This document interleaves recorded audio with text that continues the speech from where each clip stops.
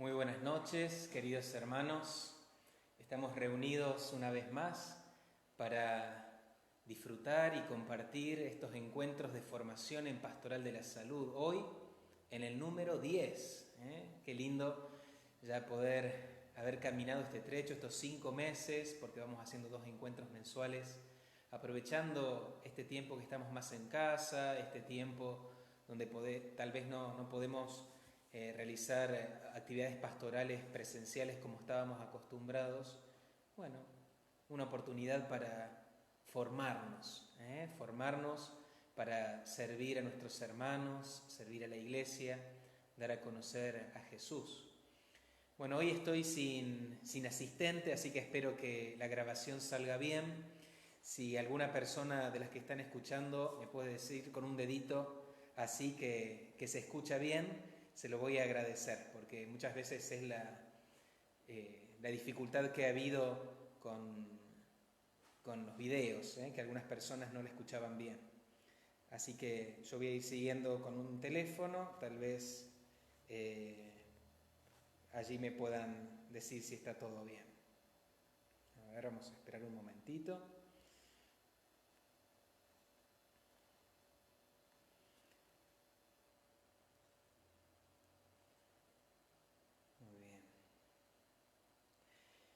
Bueno, el tema que hoy nos convoca es el acompañamiento al final de la vida. La verdad que un tema que en este tiempo de la pandemia ha quedado como más visibilizado, porque la realidad del final de la vida humana es una realidad existencial, pero en este tiempo, con lo que sucedió en algunos casos de familiares que no tuvieron la oportunidad por los impedimentos legales de llegar a estar al lado de su ser querido moribundo, ha sensibilizado mucho a la sociedad y ha significado también que nos preguntemos, ¿no? ¿Es un derecho el poder despedirnos de nuestros seres queridos cuando van a partir? O si nos toca a nosotros despedirnos, ¿es un derecho que tenemos?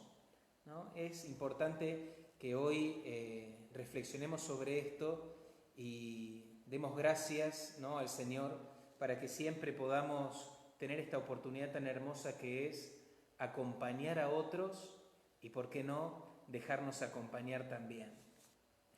Bueno, es un tema que sensibiliza también, porque todos en algún momento hemos tenido que despedir a las personas que amamos, y está bien, nos hace bien también repasar esos momentos por el corazón. Bueno, hoy es el día de San Juan Pablo II y quiero que podamos comenzar este encuentro rezando la oración con la cual él concluía la encíclica Evangelium Vitae, la oración por la vida a la Virgen Santísima. En el nombre del Padre, del Hijo y del Espíritu Santo. Amén. Oh María, aurora del mundo nuevo, Madre de los vivientes, en ti confiamos la causa de la vida.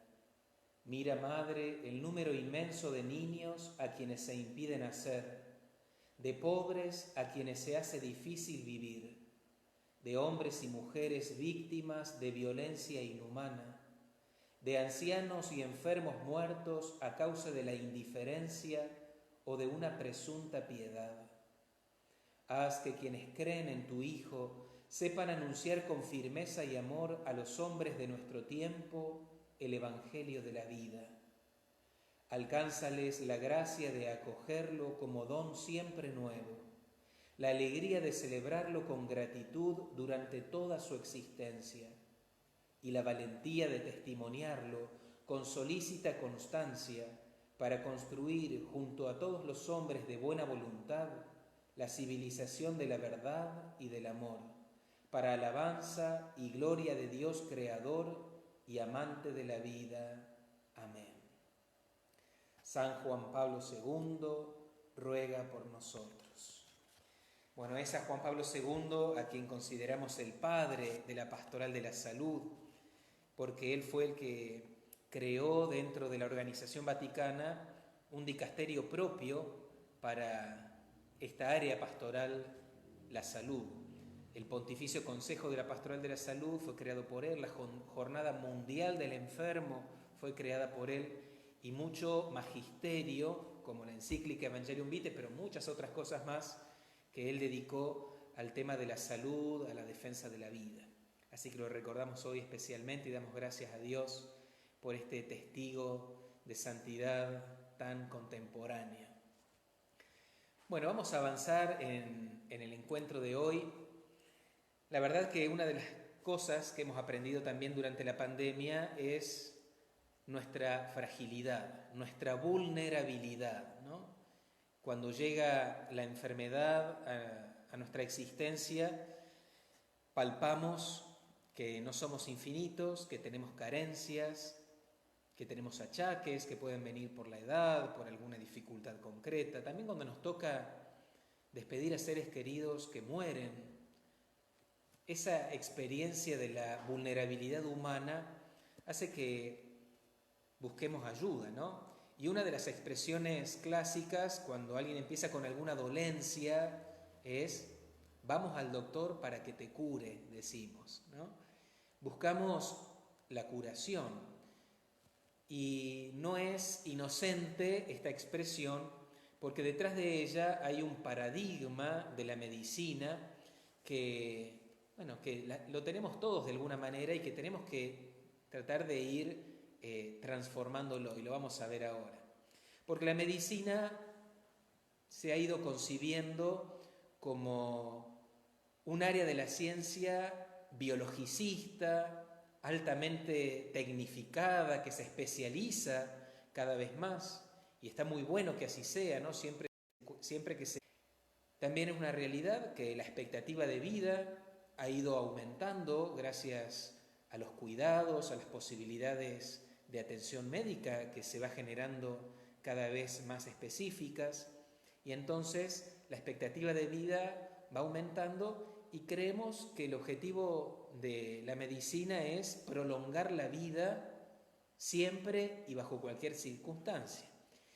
Y la verdad que no siempre es así, porque parte de la medicina es también acompañar en el morir, porque todos en algún momento tendremos que vivir la experiencia de nuestra propia Pascua, si tenemos mirada de fe, ¿no? Entonces, aceptar la realidad de la muerte es también una oportunidad hermosa de aprovechar la ciencia médica para brindar allí también un gran aporte que lo vamos a ir viendo en el transcurso de esta exposición. Por lo tanto, la medicina tradicional, y yo que soy médico, que me formé en la universidad, doy fe de que es así, de que se nos forma a los médicos para curar. No se nos forma para acompañar en el morir, ¿no? Sí, para hacer prevención, para hacer tratamientos curativos, rehabilitaciones, etc. Pero no se nos enseña a comunicar una mala noticia, no se nos enseña a acompañar al paciente o a la familia cuando, como se dice comúnmente, ya no hay nada más para hacer, lo cual es una terrible mentira, ¿no? Ante la imposibilidad de curar, muchas veces se dice, no hay nada más que hacer. Hay mucho todavía por hacer, porque la persona enferma sigue con vida y es tarea nuestra acompañarla hasta el final, hasta el final. Entonces, está bueno ir descubriendo este otro aspecto para poder superar el esquema tradicional de que la medicina es para curar la enfermedad y prolongar la vida, pero sabemos que no siempre es así, porque muchas veces no hay curación, ¿no? Y la consecuencia ante la falta de curación en un tiempo determinado es la realidad de la muerte. Y allí nos plantamos ante este desafío y nos encontramos ante la muerte y decimos, ¿qué pasó? ¿Fracasó la medicina? ¿Fracasó la ciencia? De hecho, de las primeras experiencias de los médicos recién recibidos es cuando tienen que transitar la muerte, las primeras muertes de sus pacientes, lo cual siempre genera crisis porque se formaron para curarlos, ¿no? Y a veces sienten la experiencia del fracaso porque el paciente murió. pero sabemos que es parte de nuestra vida esta realidad del morir, ¿no? Entonces hay mucho por trabajar allí. Pero bueno, esto nos muestra un paradigma y que el genial Quino, quien ha fallecido hace poquito, en sus gráficas, bueno, ahí nos regala una, la de un médico, ¿no? Con el bisturí en la mano, un cirujano, pisando a la parca, pisando la muerte, diciendo y venceremos la muerte, como que ese es el objetivo, ¿no? Pero sabemos que aun cuando no se pueda curar, hay muchísimo todavía por hacer, cuidar y consolar siempre, ¿no? Por lo tanto, tendríamos que preguntarnos, ¿no será que tenemos que cambiar nuestra mirada con respecto a las ciencias de la salud? Y en esto aparece un tema que lo abordaremos en otro momento porque es muy largo todo esto, que es ante la realidad de la muerte, el mundo de hoy propone por un lado la eutanasia, que es poner fin al sufrimiento con una acción o una omisión, ¿no? Provocar la muerte, o por el otro lado lo que se llama el encarnizamiento terapéutico, que es sostener en vida a cualquier costo al paciente, aunque se prolongue la agonía, aunque tenga muchos costos económicos, se prolonga la vida de cualquier modo, ¿no? Sabemos que ambas opciones, ambos extremos, no son éticos y van en contra de la dignidad de la persona humana, pero tenemos una respuesta intermedia que son los cuidados paliativos. Los cuidados paliativos, que es una respuesta ética y muy valorada en el magisterio de la Iglesia, está citado en el Catecismo de la Iglesia Católica y después en todo el magisterio que hace referencia al cuidado y la defensa de la vida. Y también ha habido una carta que la he leído hace muy poquito porque tiene un mes justamente, el 22 de septiembre de este año 2020, la Congregación para la Doctrina de la Fe nos regaló esta carta que se llama Buen Samaritano, que es sobre el cuidado de las personas en fases críticas y terminales de la vida. Cuando terminemos esta charla yo la voy a poner, la voy a compartir en el grupo de Facebook de Pastoral de la Salud para que la puedan leer porque realmente no tiene desperdicio. Se llama Carta Buen Samaritano, que hace referencia también a este tema de hoy y a la importancia de los cuidados paliativos. La Organización Mundial de la Salud dice, los cuidados paliativos constituyen un planteamiento que mejora la calidad de vida de los pacientes, sean adultos o niños, y también de sus allegados, es decir, de su entorno, cuando afrontan problemas inherentes a una enfermedad potencialmente mortal. Previenen y alivian el sufrimiento a través de la identificación temprana, la evaluación y el tratamiento correctos del dolor y otros problemas, sean estos de orden físico, psicosocial o espiritual. Ustedes recuerdan cuando vimos el concepto de salud, la mirada integral de la salud física, pero también psicológica, social, espiritual. Los cuidados paliativos tienden a mirar a la persona en su integridad y proporcionar cuidados para aliviar el sufrimiento del paciente en toda su integridad. Por eso los cuidados paliativos son llevados adelante por equipos interdisciplinarios que atienden sí a lo físico, pero también a lo psíquico, a los vínculos, atienden también a la dimensión espiritual y también religiosa del enfermo y de la familia. Hay una integridad ahí terapéutica, ¿no? Entonces, sepan que los cuidados paliativos existen, que por ley son un derecho también de todos los enfermos, no solamente de los enfermos terminales, como le llamamos. A veces creemos que es solamente para pacientes oncológicos. No, hay un montón de patologías que cursan con una cronicidad que se prolongan en el tiempo y requieren este tipo de abordajes para un mejor tratamiento y cuidado del paciente y un acompañamiento de la familia también, como pueden ser enfermedades cardiovasculares crónicas, lo que son las EPOC, las enfermedades pulmonares obstructivas crónicas, diabetes, enfermedades neurológicas, degenerativas, etc. ¿no? Además de, por supuesto, de las oncológicas. Son muchas enfermedades que pueden requerir, al prolongarse en el tiempo, y aunque no tenga una muerte inminente, que pueden requerir este tipo de abordajes de los cuidados paliativos, que son tan necesarios y por ahí muchas veces poco conocidos. Hoy leía que la Organización Mundial de la Salud decía que de los pacientes que hoy necesitarían cuidados paliativos, solo el 14% lo está recibiendo a nivel mundial.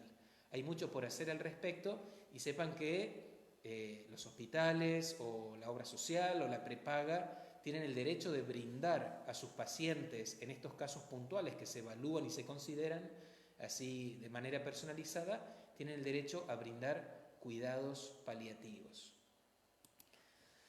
Por lo tanto, los trabajadores del mundo sanitario tienen que ir descubriendo que no solamente están para curar, sino para cuidar a aquellos que depositan su confianza en ellos, como los profesionales, como los que tienen esa posición de saber el arte de la medicina, el arte de la salud, pero por sobre todas las cosas el arte del cuidado.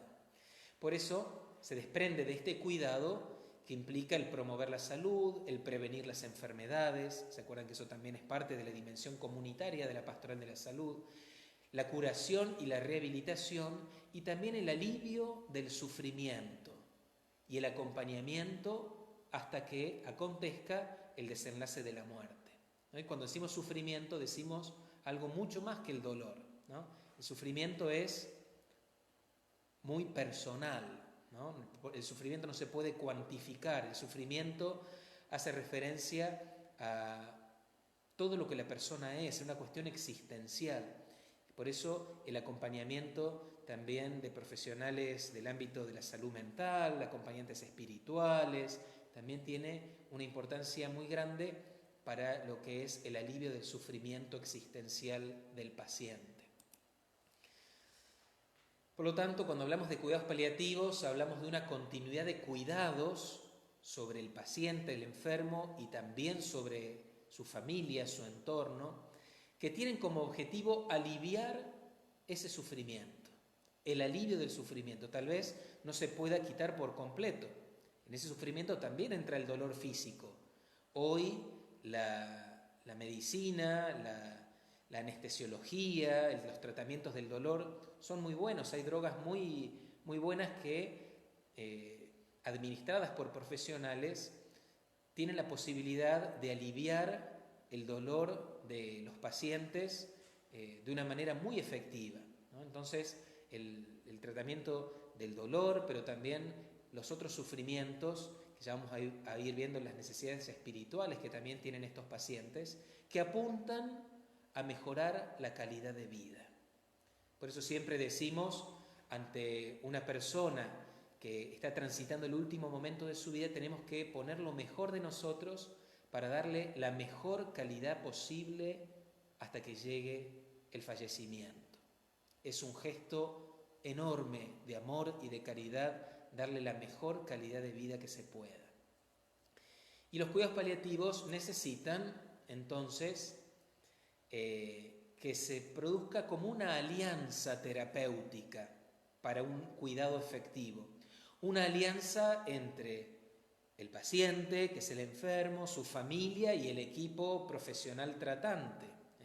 Tiene que haber una alianza, tienen que optar por recibir este tipo de tratamientos y tiene que haber una buena comunicación, paciente, profesionales y familia, en una fluida comunicación para que sea efectivo el cuidado, que tiene como fin controlar los síntomas y brindarle confort, calidad de vida a ese paciente y a su entorno. Y si hablamos de cuidado, de bienestar, de confort, tenemos que empezar por lo primero, que es el cuidado corporal. Y en esto nosotros como agentes pastorales a veces descuidamos esto, pensamos que estamos solamente para mirar lo espiritual o lo religioso de nuestros enfermos, de nuestros ancianos. Y fíjense lo que decía la doctora Elizabeth Kubler-Ross, esta gran mujer de la cual aprendimos ya hace unos encuentros en las etapas psicológicas del enfermo, ella decía, no podemos adentrarnos en temas psicológicos o espirituales cuando tenemos olor y somos incapaces de cuidarnos por nosotros mismos. Difícilmente vamos a poder tener un momento de oración con nuestro enfermo si el enfermo está dolorido, si el enfermo no le han cambiado el pañal, si el enfermo descubre que tiene mal aliento en su boca porque no se ha podido higienizar. Entonces, hay aspectos de la corporeidad del enfermo que deben ser atendidos primero, ¿no?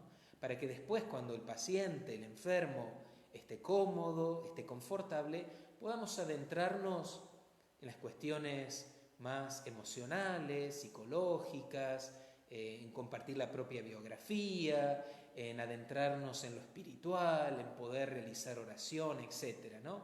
Entonces, si de bienestar hablamos, lo primero es el cuidado corporal, porque somos seres corporales, no somos ángeles, ¿no? Entonces, somos espíritus encarnados y esta corporeidad tenemos que cuidarla siempre, ¿no? Cuando estamos sanos y mucho más cuando estamos frágiles, enfermos, ancianos, porque es a través también de nuestro cuerpo como nos manifestamos al mundo, cómo nos vinculamos con los demás, cómo sentimos, es todo a través de nuestra corporeidad, cómo nos identificamos frente a los demás a través de nuestra corporeidad. Y cuando hablamos de cuidado corporal, tenemos que valorizar todo gesto de cuidado corporal es una oportunidad de amar, una oportunidad de decirle al otro, sos valioso, sos importante, sos digno, en el modo como tomamos la mano, en el modo como higienizamos a un enfermo, en el modo como le damos la medicina, en el modo como compartimos un diagnóstico, ¿no? Qué importante los modos, también los cuidados corporales, ¿sí? Pueden ser una oportunidad hermosa de que el enfermo se sepa amado. Y siguiendo a esto, decimos cómo cuidar. Porque más allá de ser agentes pastorales a todos, nos puede pasar en nuestra familia, ¿no? Con nuestros padres, con nuestros hijos, hermanos. Podemos tener en la propia casa el enfermo, el esposo, la esposa. Entonces hay cuidados corporales que son básicos y que son los que le dan al enfermo ese confort del cual hablábamos, ese bienestar corporal para después adentrarnos en otro tipo de necesidades y cuidados. Por lo tanto, decimos, necesitamos que el enfermo pueda tener la piel sana y humectada, los labios. Los enfermos en la etapa terminal necesitan mucho esto, ¿no? A veces se da la sequedad de las mucosas de la boca, ¿no? Y hace falta humedecerlas con un algodón, utilizar la manteca de cacao también para que los labios no se cuarteen. Entonces es importante pequeños detalles como estos, ¿no? Humectar la piel, las cremas, los labios, las rotaciones. Los pacientes que están mucho tiempo postrados en cama, en silla de ruedas, necesitan ser movilizados para que no se escaren, ¿no? Entonces es importante la rotación del enfermo. También en los hombres el rasurado facial, si es que la persona mientras estaba sana cuidaba mucho su aspecto de afeitarse, ¿por qué ahora al estar enfermo no lo cuidamos en ese aspecto? Porque la imagen que devuelve el espejo para el paciente, para el enfermo, es muy importante y hace a su autoestima, hace a su buen humor, hace a su capacidad de sentirse valioso, cuidado, agradable, ¿no? Que es una experiencia humana en todos los momentos de la vida. También en la mujer, la depilación.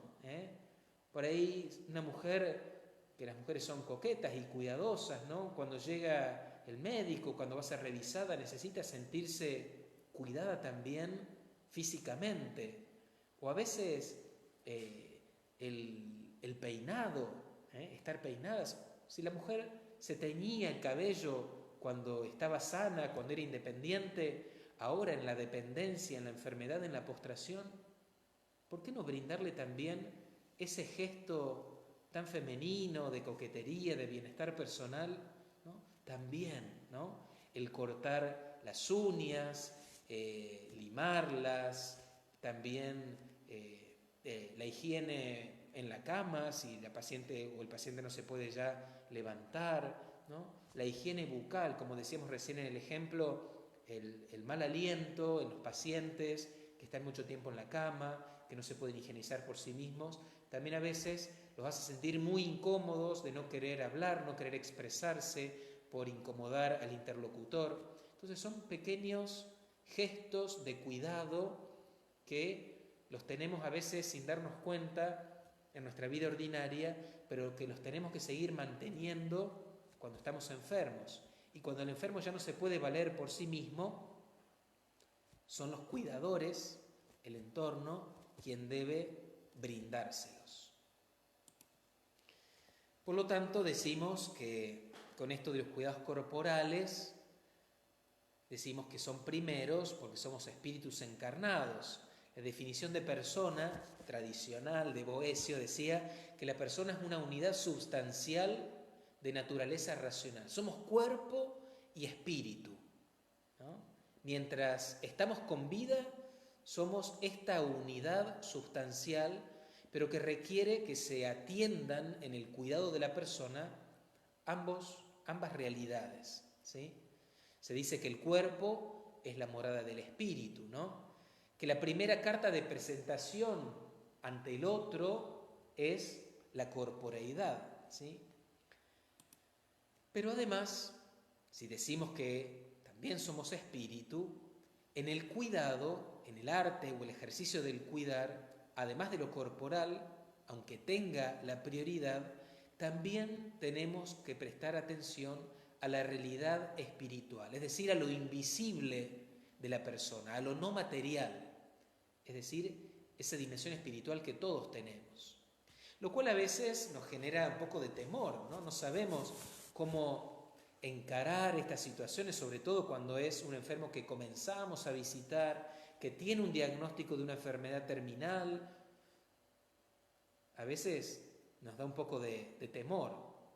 Una situación que les pongo ahí en la pantalla.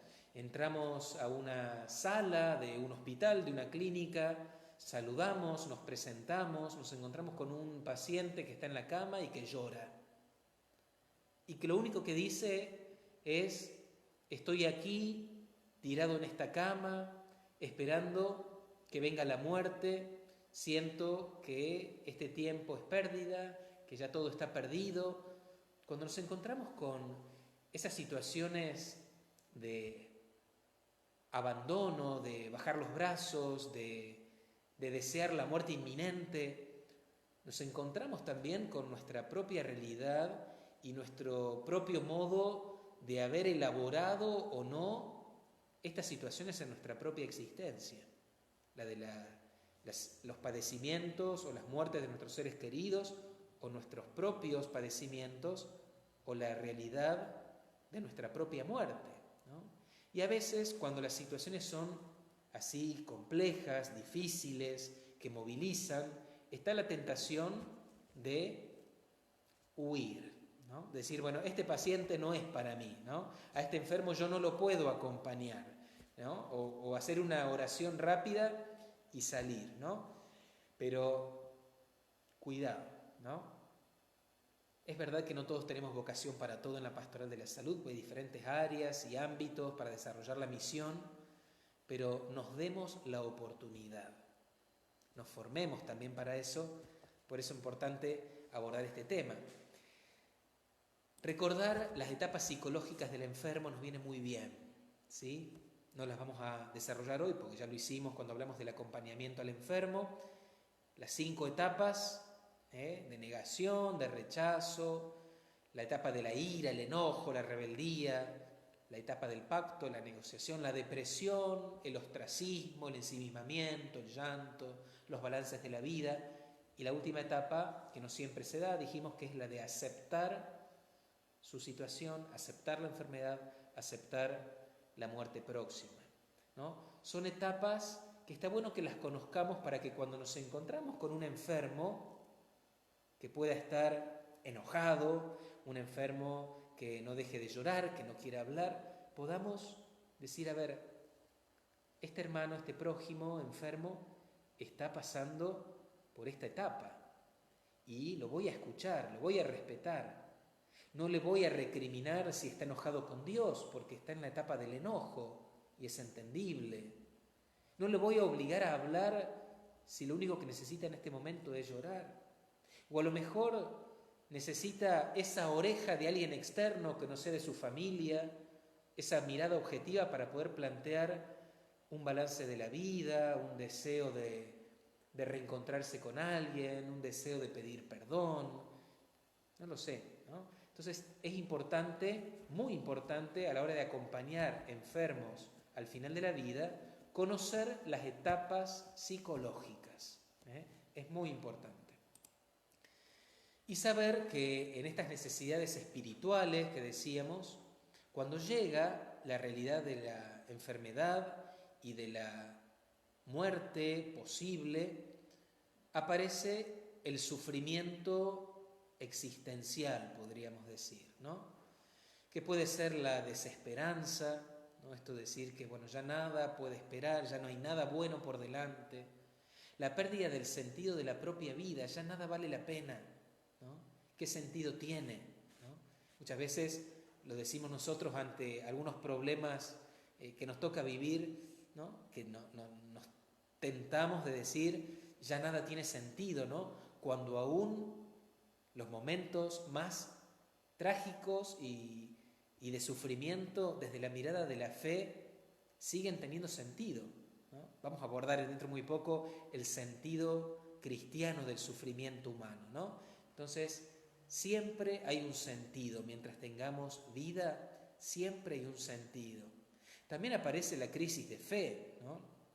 No solamente por el enojo con Dios, a veces en esta etapa de los enojos, sino también porque cuando llega la crisis miramos nuestra caja de herramientas, como decimos, los recursos personales que tenemos para hacer frente a la dificultad, y a veces la herramienta de la fe es muy pequeña porque no se ha cultivado a lo largo de la vida o porque es una fe inmadura. Entonces pueden aparecer crisis de fe, el cansancio también. Estoy cansado de vivir, estoy cansado de ser una carga, son expresiones que escuchamos a menudo.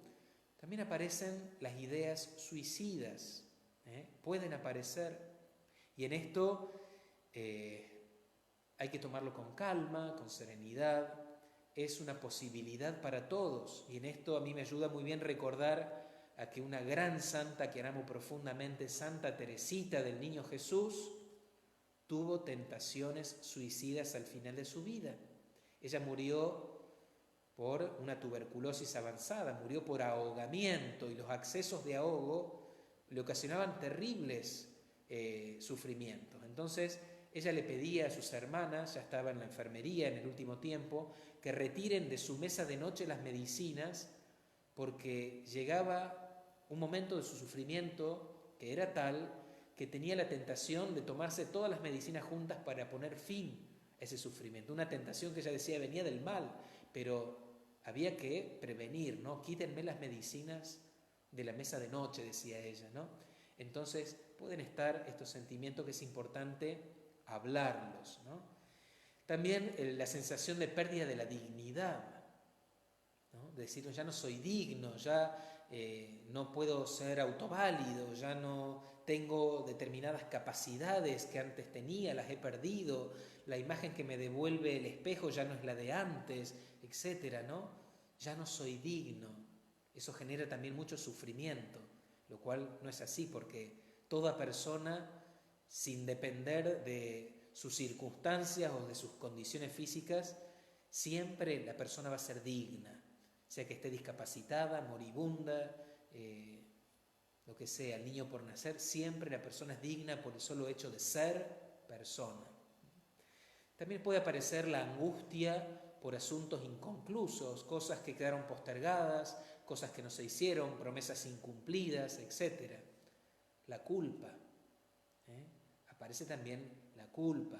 Las angustias también cuando a la hora de hacer balances de la propia vida, los balances no son buenos.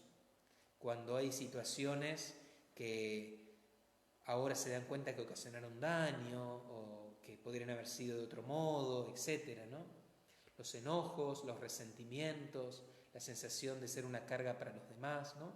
Todo esto habla de un sufrimiento existencial que puede aparecer, de hecho aparece, no sé si todo, pero muchas cosas de estas, en los pacientes que están cursando con una enfermedad en el periodo terminal de su vida. Por lo tanto, aparecen las necesidades espirituales. ¿Necesidad de qué? Decimos, ¿no? Necesidades espirituales, ¿cuáles, por ejemplo? La necesidad de ser reconocido como persona, de ser reconocido como valioso, como destinatario de los cuidados, como también persona capaz de ser amada y tenida en cuenta. También necesidades de releer la propia vida.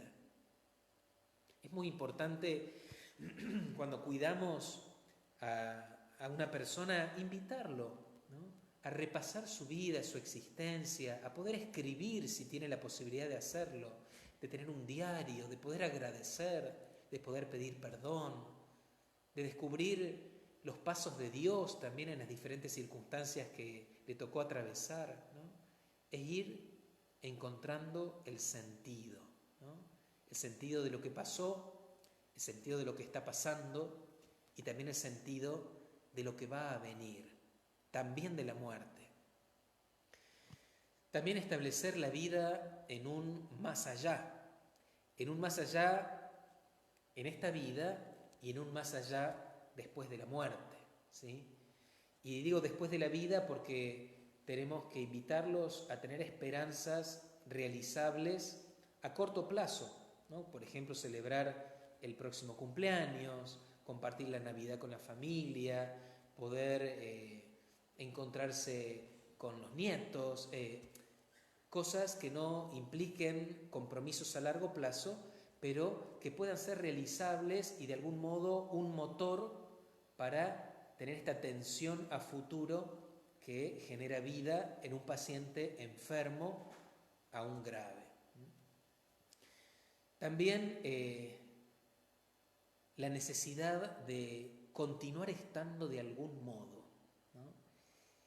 Y en esto hay un viejo dicho que hay que tener un hijo, escribir un libro y plantar un árbol, ¿no? Bueno, precisamente esto habla de perpetuarse, de dejar una huella en este mundo, ¿no?, en la descendencia, en algo que quede para la posteridad, ¿no?, en algo que genere vida. Entonces, esto, ¿no?, la necesidad de, aunque ya no esté físicamente después de mi muerte, que de algún modo pueda seguir estando, ¿no? También es una necesidad espiritual. También aparecen las necesidades de expresar los sentimientos religiosos. La persona puede ser que sea muy religiosa antes de enfermarse, pero puede ser que no lo sea, pero siente en este periodo de su vida la necesidad de cultivar su espiritualidad en el plano religioso, con las expresiones propias de un culto, con la celebración de otros hermanos en la fe, con interiorizarse con respecto a la doctrina, etc., ¿no? Y también aparecen como necesidades espirituales la de poner orden, ¿no? Lo escuchamos muchas veces cuando una persona se entera de su diagnóstico y de su pronóstico, que no es muy bueno, necesita poner orden en su vida, en sus finanzas, en sus afectos, en su casa, ¿no? Entonces también aparecen todas esas necesidades en el momento de la terminalidad. Y decimos, ¿qué hacer nosotros como acompañantes o nosotros como amigos o familiares de una persona en esta situación? ¿Qué hacer? Estar, ¿no? Hay gente que enseguida pone peros a la hora de visitar un enfermo grave y dicen, no sé qué decir. Como me dijo una vez una persona, ¿qué le voy a decir? ¿Cómo estás? Si sé que está pésimo. No hay que decir, hay que estar, ¿no? ¿Recuerdan cuando vimos la espiritualidad de la gente pastoral y contemplábamos a María, a nuestra Madre la Virgen, y decíamos que ella estaba, el Stabat Mater, la presencia de María, silenciosa pero unida a su hijo sufriente, amando y entregándose también ella en ese momento, ¿no? Una presencia que para su hijo era fundamental. Y por lo tanto estar al lado del que sufre tiene un valor eterno, podríamos decir, ¿no? Por lo tanto, la tarea nuestra es la de ser compañeros, amigos caminando al lado del que sufre, compartiendo lo que le va pasando, a veces sin decir nada, a veces con un gesto, un apretón de manos, a veces compartiendo una oración, porque como me gusta mucho decir, no es lo mismo sufrir solo que sufrir acompañado, ¿no?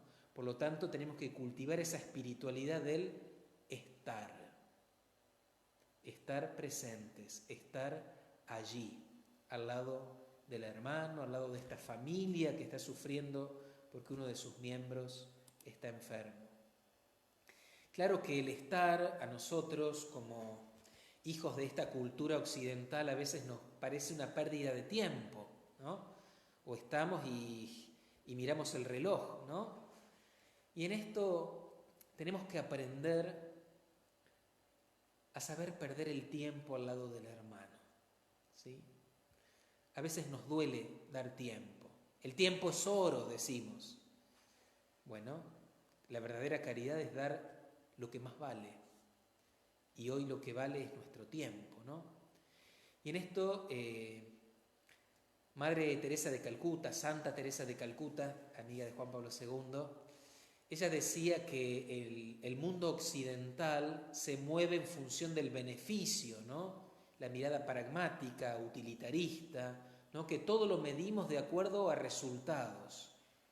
Ella decía, en Oriente no es así. En Oriente, especialmente en la India, donde ella estaba, la gente, decía ella, se contenta con ser. La gente se contenta con estar sentada debajo de una higuera, conversando con otros. Los occidentales a eso lo consideraríamos una pérdida de tiempo, ¿no?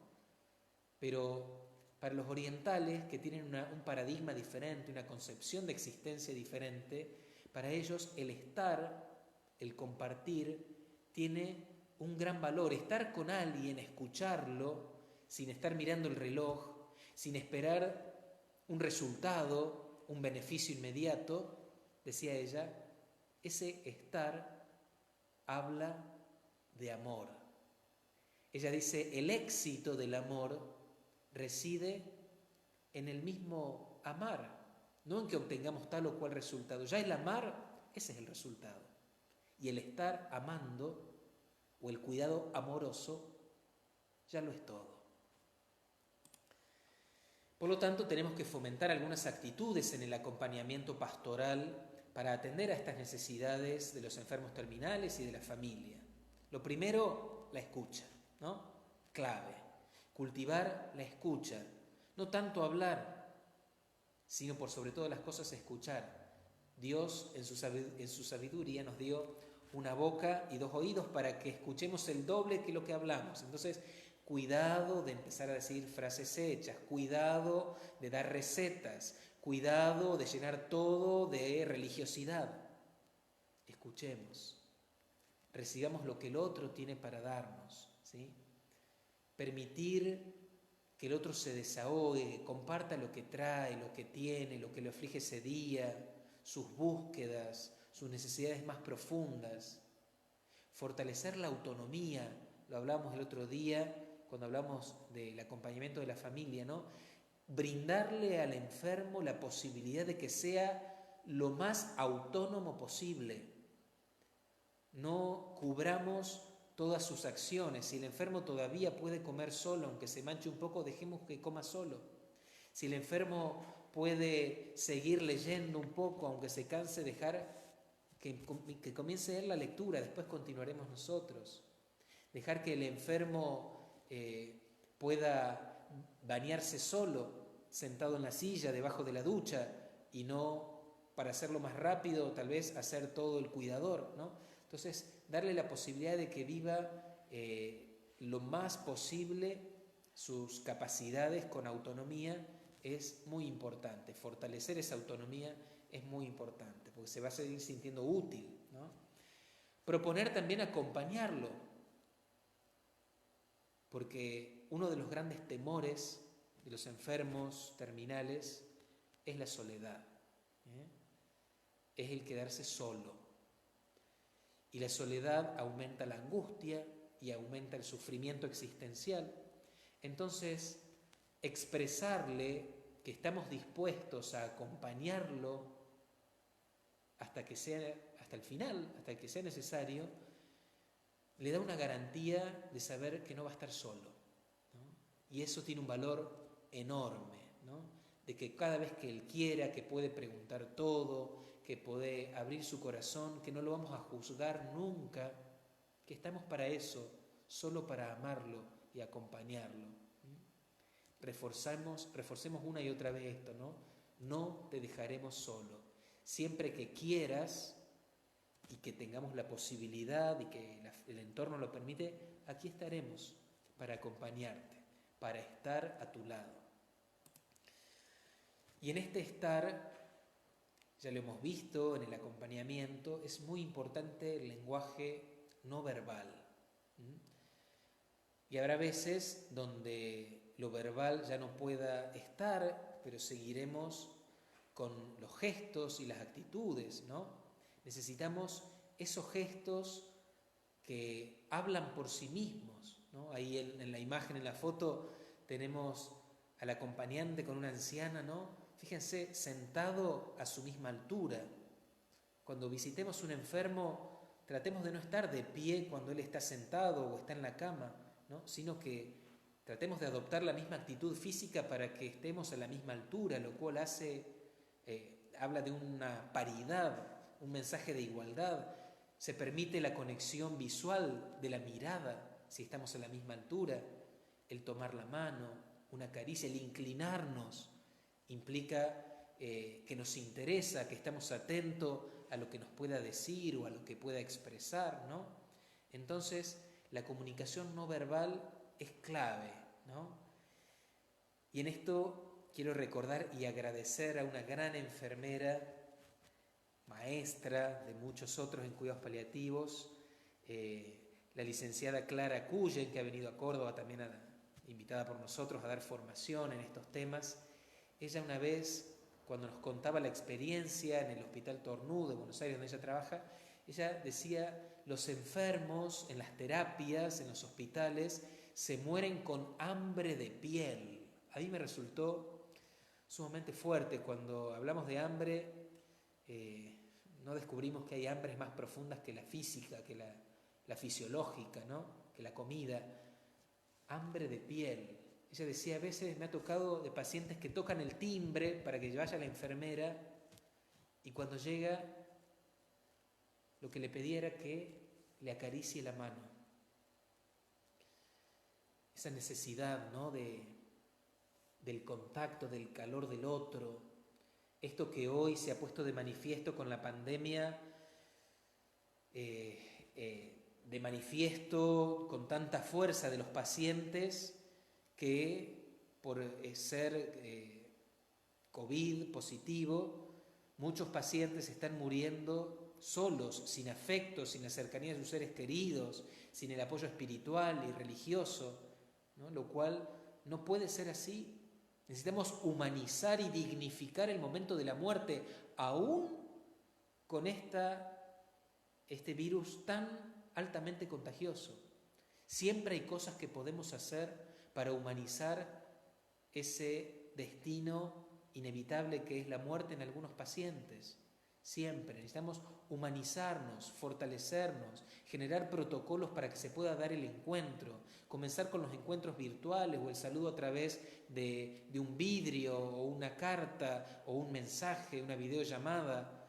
Pero llegado el momento, en determinadas circunstancias específicas, sí la presencia física, con todos los recaudos, con el equipo de protección personal necesario, tomando todos los recaudos, con la preparación psicológica necesaria también para el familiar, ¿no? Pero necesitamos que nadie muera solo, que tenga la oportunidad el paciente y la familia de despedirse.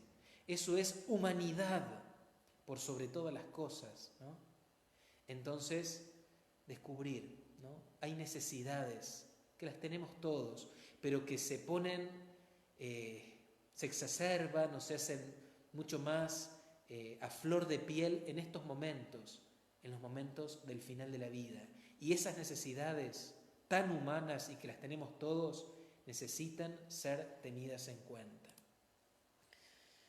Y decimos, ¿cómo cuidar? Hay pequeños gestos, pero que son grandes en el cuidado, como la mirada. La mirada dice muchísimo, ¿no? Sobre todo cuando es de alguien que ya conocemos, ¿no? Una mirada con la persona que amamos ya nos dice qué está pasando por el corazón del otro, qué está necesitando, ¿no?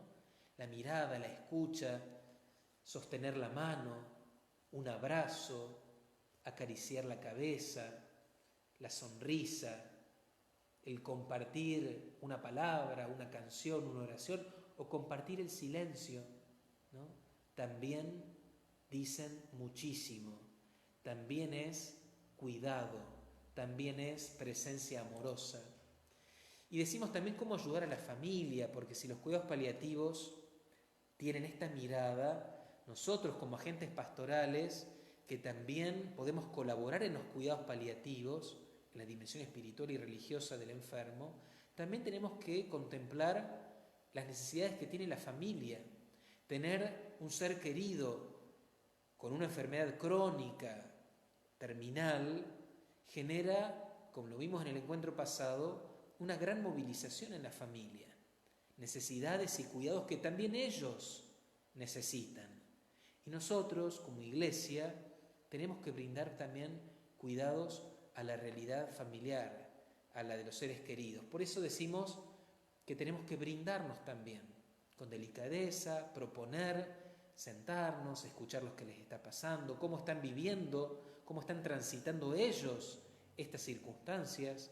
Hay familias que se agotan por los cuidados, hay familias que tienen que tomar decisiones importantes.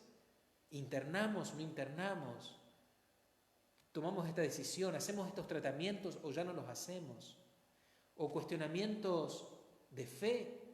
¿O a veces dificultades que aparecen en los vínculos, peleas entre hermanos, culpas cruzadas, quienes se hacen cargo y quienes se borran y desaparecen, ¿no? Entonces poder brindar la escucha, poder acompañarlos también, es muy valioso, ¿no?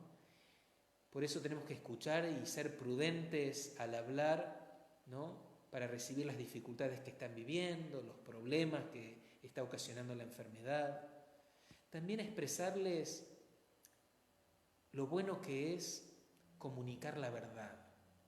Es verdad que hay familias que deciden ocultar determinadas cosas, ¿no? Pero bueno, no podemos emitir juicios porque cada familia tendrá sus particularidades, sus historias, ¿no? Y se respetan. Pero no nos tenemos que cansar de valorar el decir la verdad, el comunicarnos la verdad, no solamente del diagnóstico, de lo que está pasando, sino también la verdad de lo que hay en el corazón, ¿no? La verdad de compartir todo lo que somos y todo lo que tenemos. ¿Cuándo si no? Sino en este momento, el final. También dar a conocer a la familia las etapas psicológicas de las que hablamos, que son del enfermo, pero también las vive la familia, ¿no? Que también la familia, el ser querido, la esposa, el esposo, los hijos, pueden atravesarlas, estar enojados, estar con ira, estar negociando con Dios la curación, estar depresivos, estar tristes, hasta poder aceptar esto que toca, ¿no?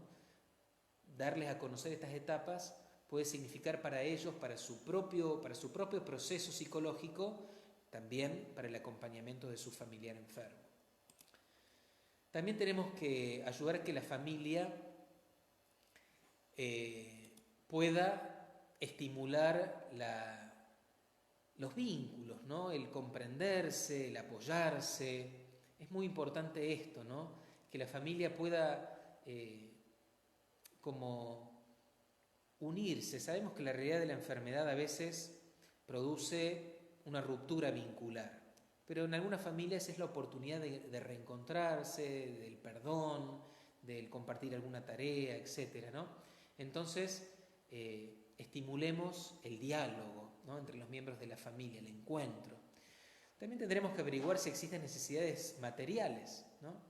No porque nosotros vamos a ir a comprar los medicamentos o le vamos a conseguir la cama o la silla de ruedas, pero tal vez en la comunidad podamos generar los puentes, podamos contactarnos con alguna institución que brinda ese servicio, podemos a través de Cáritas de la parroquia brindar una ayuda material en algo puntual, ¿no?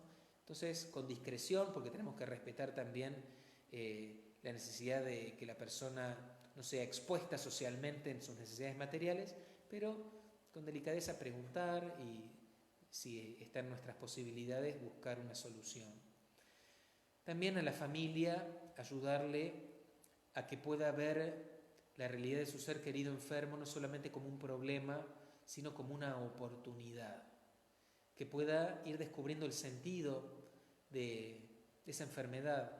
A veces este sentido lo encontramos después, con el tiempo, y muchas veces en el diálogo con las personas que han acompañado a un ser querido que ya falleció, después dicen, bueno, yo aprendí tal cosa, tal otra, me pude encontrar con Dios, sé que ahora todo lo que viví con mi mamá o con mi esposo que ya falleció, ahora siento que tengo algo para dar y quiero brindarme, ¿no? Encontrar un sentido es altamente gratificante y también nos abre la posibilidad de una futura misión. Y también es importante que le digamos a la familia que en este acompañamiento que podemos hacer como pastoral de la salud, como laicos, siempre está la oportunidad de que pueda el enfermo recibir los sacramentos. Muchas veces la familia es la que pide los sacramentos para su ser querido, pero también hay familias que desconocen lo que son los sacramentos. Hay familias que le tienen miedo, que piensan que si va a venir el cura es porque la muerte es inminente. O hay familias incluso que obstaculizan la recepción de los sacramentos por parte del enfermo porque no creen, porque están enojados con la iglesia, porque les parece algo sin sentido, ¿no? Hay enfermos que han deseado los sacramentos y la familia se ha negado, ¿no?, que el sacerdote pueda llegar. Por eso es importante cuando acompañamos a la familia del enfermo que le hagamos descubrir esto, ¿no?, del valor que tienen los sacramentos, que el enfermo lo está necesitando, que le va a hacer mucho bien espiritual, que no hay que esperar hasta el último instante, al momento de la agonía, sino que el sacerdote puede ir acompañando y los sacramentos ayudan, sobre todo la unción, ¿no?, a vivir este momento de la enfermedad en una mayor intimidad con Cristo, que se recibe la gracia del Espíritu Santo para luchar contra las tentaciones en este momento de la enfermedad, que también hay una gracia de perdón y de reconciliación que tiene el sacramento, ¿no? Entonces, ayudarle a ver eso a la familia puede abrir las puertas para que el enfermo pueda ir recibiendo los sacramentos, la Eucaristía, la penitencia, la unción en el momento oportuno, ¿no? Y también la familia, ¿por qué no?, hacer un proceso espiritual y de encuentro sacramental con Cristo. Siempre decimos que cuando acompañamos a alguien, a un enfermo, y acompañar es caminar con el otro, iniciamos un camino. A mí me gusta mucho esta imagen del camino, de esta foto, porque es un camino que ya está empezado, ¿no? Y así es la vida de un enfermo cuando nosotros nos acercamos como agentes pastorales. Ella viene caminando su existencia. Nosotros nos sumamos en este punto, ¿no?, de la enfermedad y haremos camino con Él. ¿Cuánto tiempo? No lo sabemos. A lo mejor ese solo día, y muchas veces es la realidad de los hospitales, y a veces no. A veces una persona está mucho tiempo en una institución y nos permite hacer un acompañamiento más largo, pero en los hogares de ancianos o en los domicilios se da la oportunidad de hacer procesos largos en el tiempo. Caminamos junto con el otro. Eso es acompañar. ¿Hasta cuándo? Tampoco lo sabemos, ¿no? Por eso la foto esta del camino tiene un final como abierto, ¿no? No sabemos cuándo será el fin del acompañamiento, que puede ser porque el enfermo murió, o puede ser porque fue trasladado a otro lado, o porque la familia decidió otro destino, ¿no? Pero mientras lo podamos hacer, lo hagamos. Aquí estamos, compañeros de camino de nuestros hermanos enfermos, al modo del buen samaritano. Muy bien, hermanos, estamos finalizando ahora. Les agradezco la conexión a todos aquellos que lo hacen en vivo y mi saludo también a todos aquellos que lo van a ver en diferido. Les recuerdo que el próximo encuentro será el jueves 12 de noviembre a las 21 horas. Recuerden los segundos y cuartos jueves de cada mes. Si todo sigue bien, voy a estar con un invitado en el próximo encuentro, pero bueno, sorpresa, no quiero dar más detalles. Espero que los tiempos y la tecnología nos ayuden para que podamos hacerlo. Bueno, una alegría entonces compartir estos encuentros, que el Señor los bendiga mucho y nos unamos en la oración y en la misión en este tiempo de modo particular, rezando mucho por todos los trabajadores del mundo de la salud que necesitan del sostén espiritual nuestro, de toda la Iglesia. Recemos por los enfermos, por sus familias, unidos en la oración como familia de fe. Que el Señor los bendiga, en el nombre del Padre, del Hijo y del Espíritu Santo. Amén. Hasta la próxima.